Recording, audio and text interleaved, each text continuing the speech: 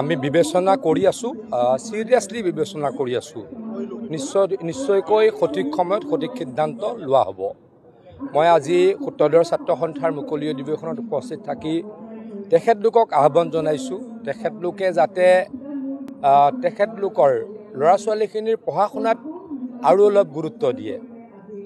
জাতিটো যদি আগুৱাই যাব লাগে, জাতিটোৱে যদি সমাজত আগস্থান পাব লাগে, জাতিটোৰ উঠি অহা ল'ৰা ছোৱালীখিনি সুপ্ৰতিষ্ঠিত হ'ব লাগিব। গতিকে মই সকলোকে আহ্বান জনাইছো, আমাৰ যিমান সংগঠন আছে, যিমান দল আছে, সকলোৱে নিজ নিজ অঞ্চলৰ নিজ নিজ জনগোষ্ঠীয় ব্যক্তিসকলৰ শিক্ষাৰ উন্নতিত বিশেষভাৱে মনোনিৱেশ কৰক, সেয়া মোৰ সকলোৰে প্ৰতি আহ্বান। পঢ়া শুনা কৰি যদি আমি শিক্ষিত হওঁ, আমি সকলোৱে ক'ৰবাত নহয় ক'ৰবাত প্ৰতিষ্ঠা লাভ কৰিম।